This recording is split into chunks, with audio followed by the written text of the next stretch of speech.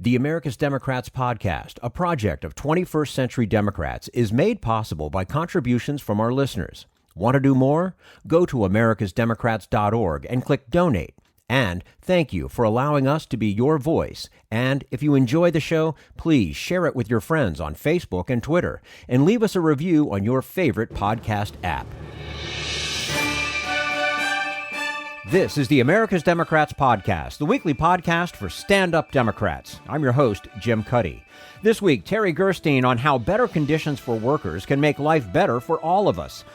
Plus, Bill Press with Representative Don Beyer of Virginia on what's actually in the recently passed infrastructure bill.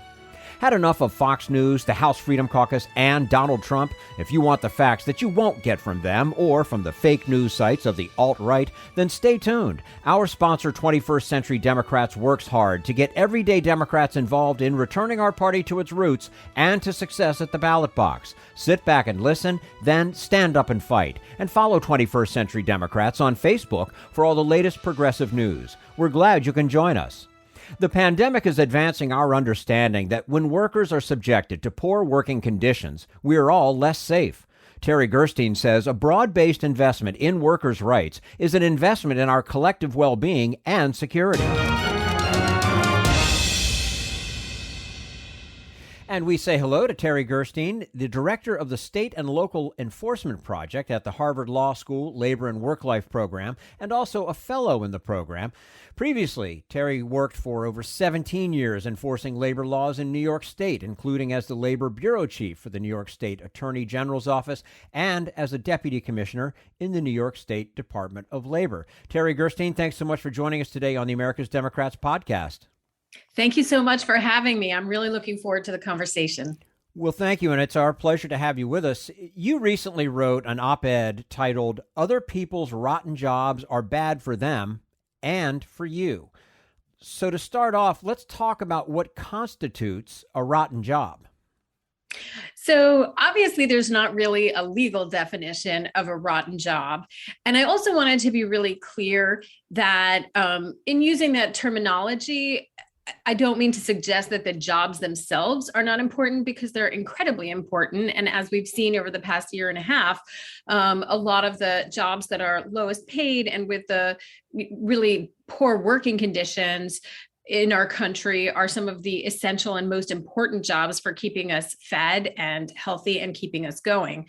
I think that when I used the term rotten jobs, what I meant was jobs where people are not getting paid a living wage, where people are working too many hours or have to work too many hours in order to survive, where people can get fired on a whim and they don't have any kind of voice in the workplace, like a union or any other kind of collective ability to have some kind of say over their working conditions. A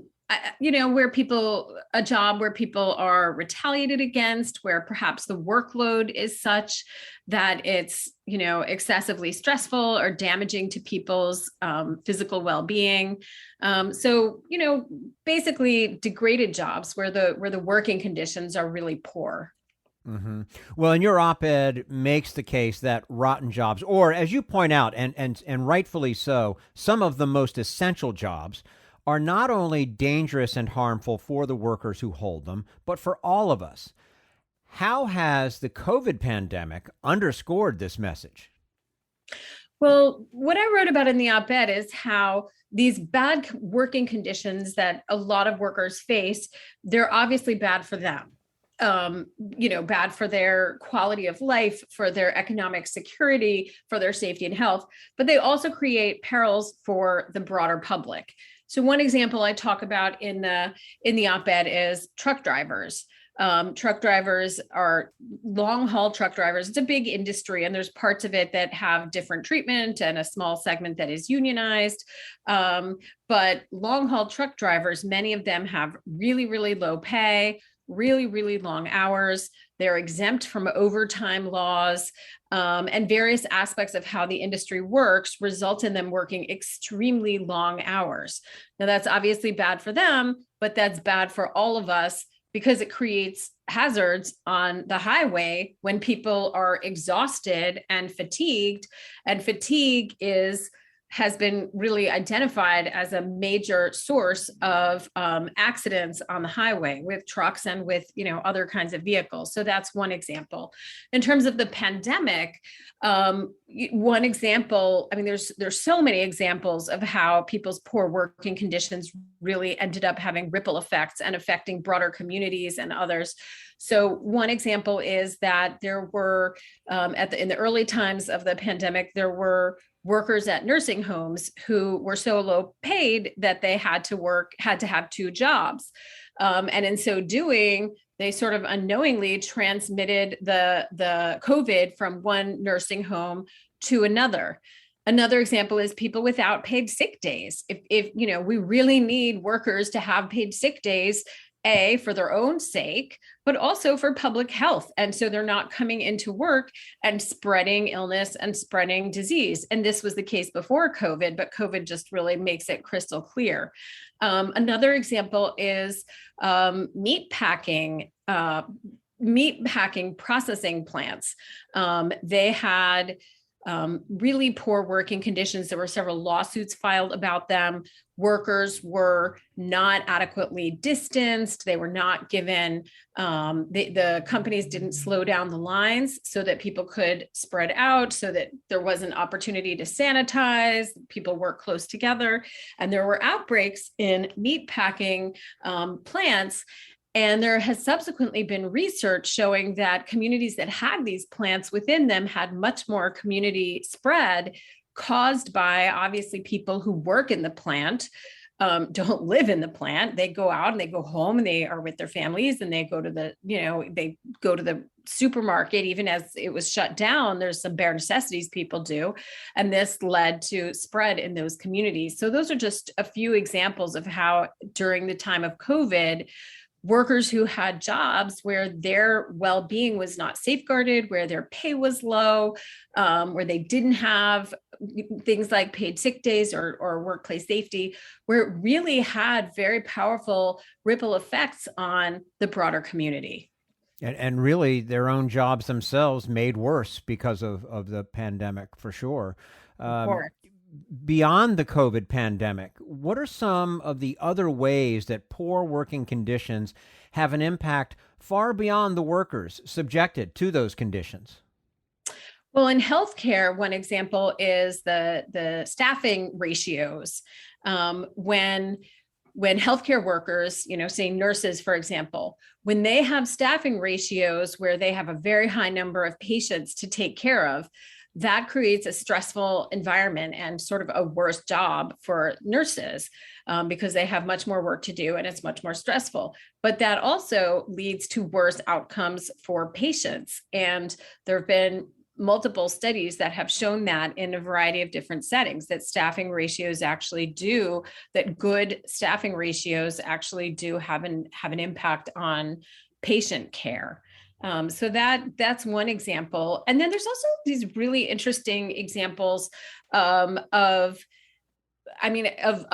sort of the converse of better working conditions leading to benefits, that extend beyond the workers themselves. One example I talked about in the op-ed relates to the flight attendants union fighting for certain kinds of conditions on airplanes. Right now, they've been fighting for COVID safety, for people having to wear masks, for example, on airplanes. But back in the day, they were among the leaders in the fight to end cigarette smoking on airplanes. And that's something, obviously, it benefited them in terms of making their workplace a healthier place to work. But obviously, it makes it so much healthier and more pleasant for the flying public to be able to fly in an airplane that doesn't have cigarette smoke throughout it.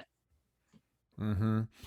In trying to convince people that workers' rights is an issue for everyone and not just workers, what's your sense of the extent to which the general population is aware of the connections that we've been talking about here? I think people are increasingly aware a little bit because of the pandemic. But I still think there's a long way to go. I think most people sort of think of workers' rights as, they're just one more interest group and, in the scrum of politics, right? And like, would people think to ask, for example, if they were choosing a nursing home or a care facility for their loved one, would they think to ask, is this someplace that is unionized? Like, I think most people it wouldn't occur to them to ask that question. But there have been studies that show, for example, during the pandemic, that unionized nursing homes did better. Why is that? Because the union fought for personal protective equipment and for safe, better ratios and for other kinds of safety measures. And so I think people aren't aware of the extent to which degraded working conditions for so many people have all of these powerful connections. There have been fascinating studies about things that seem really unrelated, like increasing the minimum wage. And these studies may be showing correlation. Some of them may be showing causation, but they find at the very least a correlation between raising the minimum wage and a decrease in suicides. There have been some states that have raised their minimum wage, sitting alongside other states that have not. And so that provides a really good natural experiment for economists to look at some of these things. There was another study that showed that raising the minimum wage decreased the incidence of low birth weight babies being born. So again, these kinds of things have spillover benefits for society in all kinds of ways that aren't immediately apparent, but it's really useful to realize that it's harmful to everyone. And I started the piece with an anecdote from my work when I was in the New York State AG's office, the labor bureau chief. We had a case where a worker at an upstate McDonald's, a part-time minimum wage worker at McDonald's, he thought that there was a gas leak in the restaurant. And he told his supervisors, and they said, just go back to work and he sort of pestered them. And they said, if you do anything about this, if you call anyone, you're fired. And he called the police or the fire department. I think it was the fire department. They came in, they confirmed that there was indeed a gas leak, and he got fired. And to me, that just so perfectly encapsulated, the value, the harm that can come about if workers' rights are degraded. I mean, thank goodness he spoke up. But the way that, workers being able to have a voice and being able to have some rights, it creates a safer environment for everyone. Mm-hmm. We're speaking to Terri Gerstein, director of the State and Local Enforcement Project at the Harvard Law School Labor and Work-Life Program. And Terri also is a fellow in the program.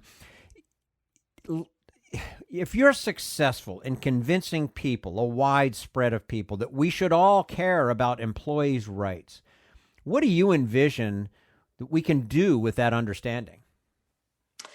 I think there's any number of things that people can do. One is obviously getting involved politically and supporting elected officials who will fight for workers' rights and making it known to them, and in all of the kinds of regular political participation kinds of ways of calling elected officials and volunteering on campaigns, letting them know that this is an issue that you care about.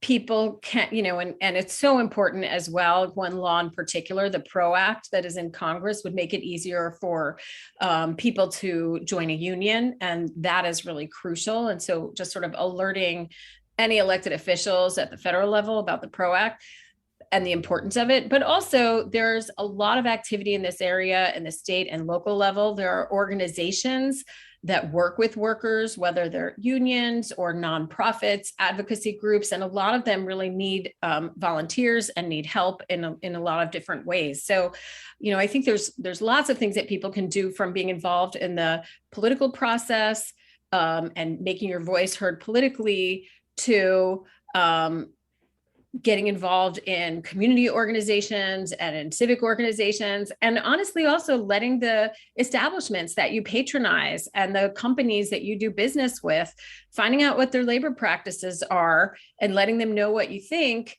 And, following, I think the first step is obviously just getting more informed about these issues. But there's lots of ways for people to get involved once they start looking around and seeing what might be available in their area. Do you feel like, because of COVID, a positive that can come out of this horrible pandemic that we've been enduring, some positive things such as, wow, recognition that all these people working in meatpacking, or all these restaurant workers, or all these other workers that have been so underpaid for so long with no health insurance, all these, with better recognition because of that, do you see improvement heading that way? In other words, businesses finally saying, gosh, you know what, maybe it is better for all of us if I do pay a couple extra bucks an hour more, or if I do give these people health care? That's such an interesting question. I think it's a moment of great change and a lot of movement in this area. More workers have taken action in terms of going on strike or some kind of collective action in the past couple of years than in the prior decades. And I think that we are approaching a consensus in some ways about issues like paid sick leave or paid family leave, although not a consensus yet in terms of the details of how much or how it gets paid for, but a consensus that it's needed. So I feel like there is a lot more humanizing and people understanding that these are your fellow human beings who are doing this work. At the same time, I think that there's still a great disparity of power between workers and their organizations and large corporations. And our political system is skewed in ways that make it harder for workers and for their interests to and for so often for logic to win the day. And so, I hold out hope that the PRO Act will pass because it's so essential, and that we'll get other kinds of change, and that we'll get protection of people's voting rights. One real area of hope has been that in some of the more progressive cities and states, there's been tremendous advances on workers' rights in the past couple of years. So that's something that gives me a lot of hope and that I see as very positive. But I do think that there are, these issues of economic inequality, these issues of corporate concentration, of corporate power. These are really hard issues that imperil workers' rights, but also our democracy as well. Okay. Terri Gerstein, Director of the State and Local Enforcement Project at the Harvard Law School Labor and Work-Life Program, also a fellow in the program, joining us today. And Terri recently authored the op-ed titled "Other People's Rotten Jobs Are Bad for Them and for You." Terri, we appreciate your time with us today on the America's Democrats podcast. We'd love to have you back again soon. Great. Thank you. And I'd love to come back too. Thank you. And this is the America's Democrats podcast, the weekly podcast for stand-up Democrats.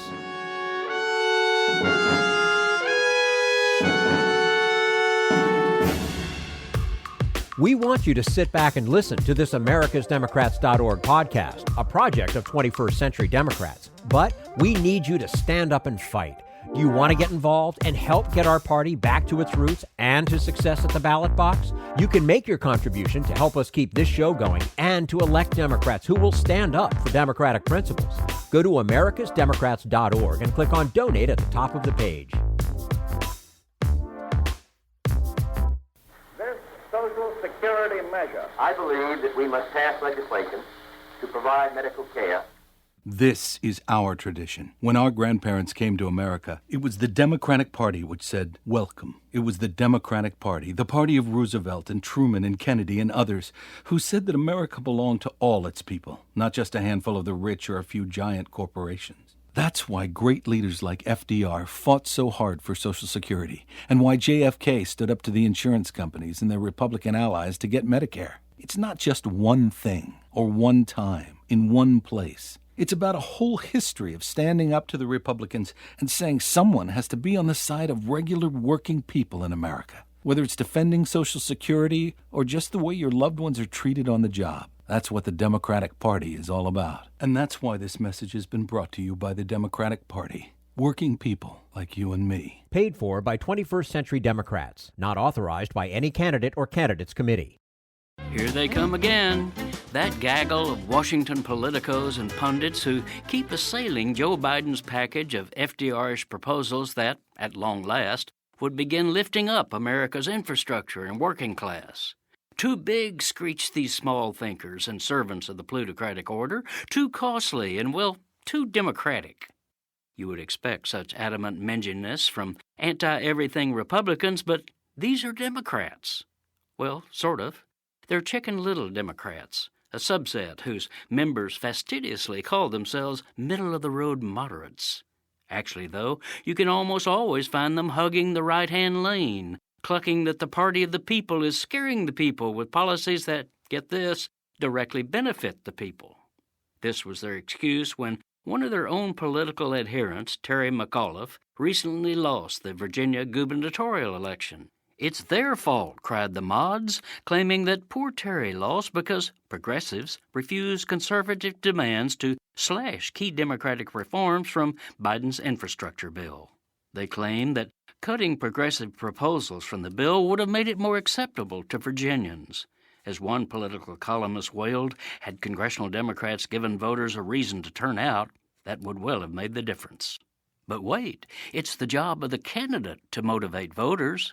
McAuliffe, a lackluster peer of the business-as-usual Washington power structure, ran a lousy campaign, basically assailing his Republican opponent for being a clone of Donald Trump. True, but besides not being Trump, what was Terry offering to grassroots families to excite them about voting for him? This is Jim Hightower saying, and guess what would have been a winning issue for him? That big progressive version of Biden's infrastructure bill.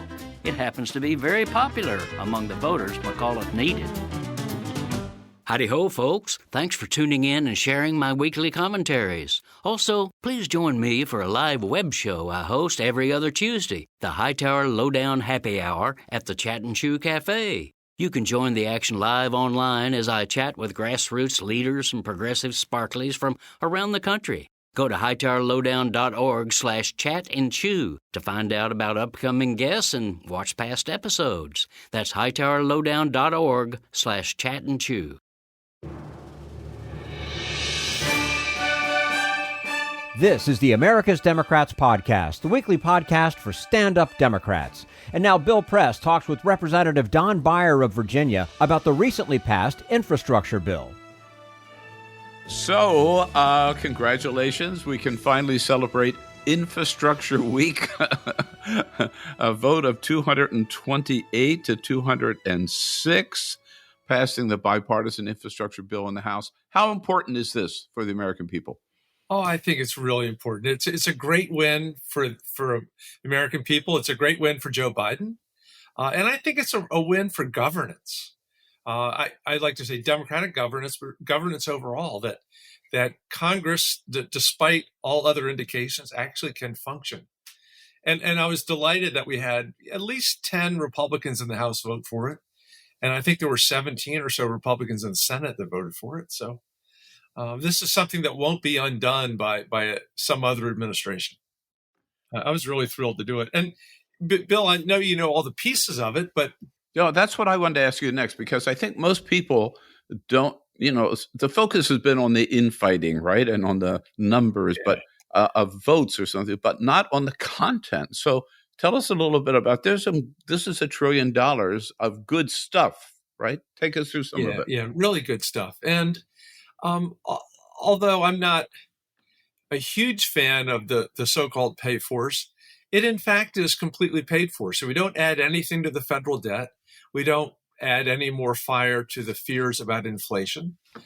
This is a really responsible bill, in sort of the old, Virginia fiscal responsibility mode. But piece by piece, you start with $110 billion for roads and bridges. is something like 17,000 bridges and 220,000 miles of road. And that's from a climate change perspective. If you're not stuck in traffic, you burn a lot less gas and emit a lot fewer things, and you have more time with your family. The railroad investment is the most since Amtrak was started 50 years ago, and they're calling it the second railroad revolution, passenger and rail. And once again, when you move all this stuff out of trucks, where we have a 20,000 truck driver shortage anyway, and move it onto rail, the carbon footprint is like 1/4 what it is when you move it by truck rather than by rail. By rail rather than by truck. Right. And there is stuff in there for electric vehicles, which has been a big electric cars and trucks and buses, which has been a big priority for Joe Biden. Yeah, it's, in the coming bill, we have huge tax credits for passenger vehicles, like $12,500, and big credits for commercial vehicles, the trucks and vans and rigs. And even help for local and state governments to buy electric buses. But you have to get over the range anxiety.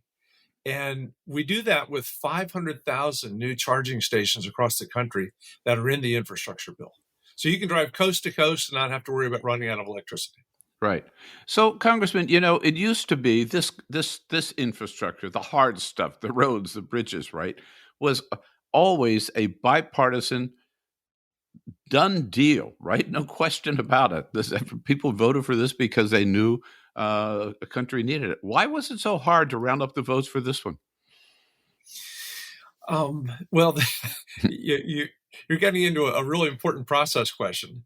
The concern was that the moderate Democrats were obviously always going to be for the infrastructure bill, and the more liberal Democrats, the more progressive ones, were always going to be for the human infrastructure bill, the Build Back Better bill. And there was, sadly, an absence of trust on both sides. The progressives weren't sure the moderates would vote for their bill and vice versa. And it took us till late last night, basically with everybody in the same room, committing to each other that they each would support the other's main priority. And now I think we have a win on both bills. But it did take a long time. And it was mostly slowed down by the Manchin Sinema challenge, as we like to call them, President Manchin and President Sinema. Determining in a 50-50 Senate, there was no leeway. You had to have everybody's buy-in. And meanwhile, for the most part, Republicans stayed on the sidelines, right? As you point out, I think there were 13 Republicans, I believe it's late to count that voted for the bipartisan bill in the House, and maybe about the same number, 19, in the Senate. Yeah. But Republicans just decided they weren't going to help out, right? I mean... Yeah, not at all. And this, unfortunately, very reminiscent of Mitch McConnell in 2009, pledging to try to make Obama a failed president.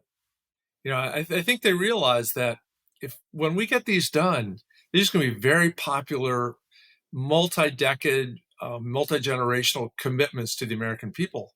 And they're going to come completely with Democratic support. And it's not going to be good for their political fortunes. But it's too bad. And I think, by the way, this is one of the additional consequences of that stupid filibuster is when you only get one or two bites at the reconciliation apple, you have to put all of your priorities into one huge bill, which of course becomes much more complicated. Right. So are you telling me that when these new bridges are opened and they have the ribbon cuttings, that none of these Republicans are going to show up for the ribbon cut? Well, you obviously have been paying attention to how the American Rescue Plan, which none of them voted for, they're all taking credit for now in their districts. Yeah. It's pretty silly. And I think we need to call them out on it everywhere we can. Boy, these $250 and $300 checks per child, cutting child poverty in half, and of course, this is helping their districts more than it's helping most Democratic districts. Right. And eventually they'll take credit for it. So I'm curious, Congressman, how important a role did President Biden play in getting the bipartisan bill past the House? Oh, very, very much so, because we couldn't have done it without the president. And the president, he didn't call me because I was always on board from the beginning. He didn't need to call me, but on both the moderate center and the progressive left, he made personal phone calls to many of these people. I mean, probably a couple of dozen, asking for their support, asking for their trust, personally asking for their vote.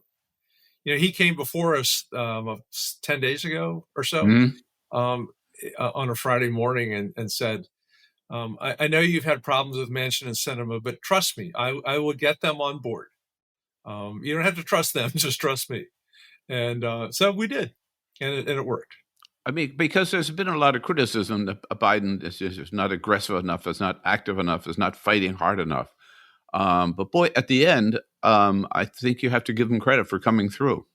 Yeah. And, in the meantime, he had to go to Rome for the G20 meeting. He had to go to Glasgow and talk about the reforestation and cutting methane emissions and all this stuff. He wasn't goofing off.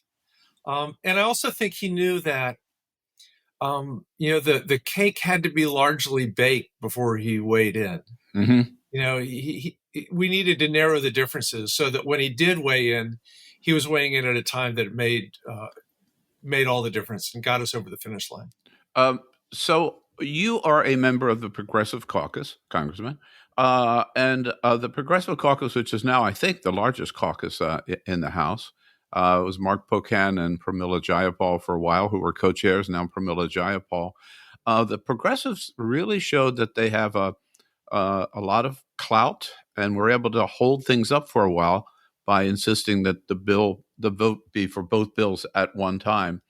How do you think the Progressive Caucus comes out of this? Looking stronger or looking like maybe they overplayed their hand? Where's the Progressive Caucus stand now? I don't know. I think that there's a quiet sense of victory within the Progressive Caucus because they were able to successfully link the Build Back Better bill and the infrastructure bill. I confess that from the beginning, I didn't like that strategy. And I was very clear. I think about maybe half the Progressive Caucus disagreed with that strategy, or maybe something less. I personally have said a number of times, I don't think we should be, we can threaten the other party, but we shouldn't threaten ourselves. Right. That we need to trust each other. That view didn't prevail, and maybe they were right. But one of the dilemmas, though, is when you play that kind of game, you also make enemies might not be the right word, but you don't necessarily form deep bonds across these small ideological lines. Bill, there's an old axiom in politics that your friends come and go, but your enemies accumulate forever. So make them carefully.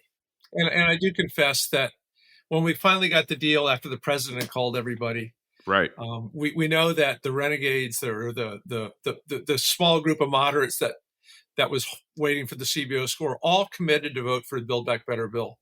And I think almost every Progressive Caucus member committed to vote for the infrastructure bill. So I was really disappointed last night to see the squad vote no on infrastructure. And I don't know what the rationale was, but it was disappointing. Right. And I think it was very heartening to see the renegades, as you called them, or the moderates, and Pramila Jayapal come to an agreement and announce that last night as well. Again, they didn't get the six members of the squad, but they got everybody else. So now, Congressman, when are we going to see a vote on the Build Back Better bill? What's the plan? We come back in on Monday, the 15th of November. And every expectation is that we will vote on that bill that week. And we will report it out and send it over. We'll have the CBO scores by then, or the CBO tables, whatever the mods want. And so by the end of that week, the 19th, we should send the bill over to the Senate. And then we expect it's going to take, the Senate's a different beast. It'll take 3 or 4 weeks probably to get it out. It may well come back to us smaller than what we send over. I think we're $2,170,000,000 currently, with 4 weeks of paid paternity, maternity leave, and with the drug price negotiation with the hearing aids for Medicare. The Manchin number was somewhere between $1.5 trillion and $1.850 trillion. I think Speaker Pelosi was clear that she'd want to continue to negotiate forever. We pass our House bill, Senate over, and see what comes back. Right. Are you convinced, now, to the extent that anybody can, I guess, be confident that Joe Manchin and Kirsten Sinema will agree to a final bill? I'm really optimistic. Like in the 96% optimistic. Partly, well, for many different reasons, including the fact that Joe Biden, our president, says that he will deliver those two. And I think it's hard to say no to a president. Yeah. Well, so some of you got more votes than any person in American history. Also, both of them, they're one-off. They're iconoclastic. But both of them also want to have political futures, and to stop this enormous investment in American children, in the climate, in the care economy, just doesn't seem plausible. Yes, they're going to have demands, and we'll do our best to meet those demands, but they can't stop the whole thing. Right. I hope you're right. I think you're right also, by the way, though it's not going to be automatic, let's say. Yeah, not automatic. There definitely will be some changes. But that gets to the central question, Congressman, on both bills. We talked about what's in the so-called hard infrastructure bill, the BIF. There's also lots of good historic stuff in the BBB, right? You mentioned family and medical leave, expansion of Medicaid, Medicare. You got the universal pre-K, the childcare stuff, the climate change, $550 billion. Why haven't Democrats done a better job of messaging what's in these two bills, the content? All the attention has been on the infighting, not on what's being delivered. I don't have an answer for that. It's amazing how often at all kind of events I go to, Bill, people ask the same question: why aren't Democrats better at messaging? I think we try. I think the backhand was Republicans are good at talking in sound bites and headlines, and we're good at talking in fine print. Mm-hmm. I lost the governor's race 24 years ago to a guy whose slogan was "No car tax," and it worked really well. That was a headline, and he won easily. We've also spent a silly amount of money on the best advertising people in Madison Avenue and London and all kinds of stuff. So I don't know. But that's certainly, don't you believe, a challenge for the Democratic Party, particularly looking ahead toward the midterms in 2022, when you'll have a lot to sell, as long as you sell it right. Yeah, I know. Well, just now, supposedly the polls show that these wonderful checks for children, $250 and $300, that 61 million families got it in the month of August and September. And nobody knows that they're part of the American Rescue Plan, that this was a Joe Biden initiative. So we do have to tell that story. And maybe we need to spend a lot more money on TV telling the story.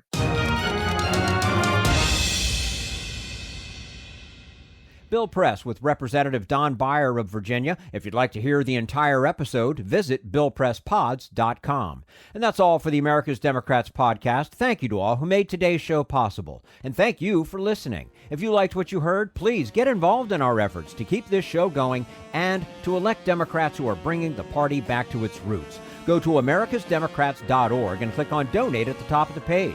And be sure to find 21st Century Democrats on Facebook and Twitter, and leave us a review on your favorite podcast app. For the America's Democrats podcast, I'm your host, Jim Cuddy. We want you to sit back and listen, but we need you to stand up and fight. Join us. Support the americasdemocrats.org podcast, a project of 21st Century Democrats, and help elect Democrats who will stand up for democratic principles with your contribution today. Go to americasdemocrats.org and click on Donate at the top of the page.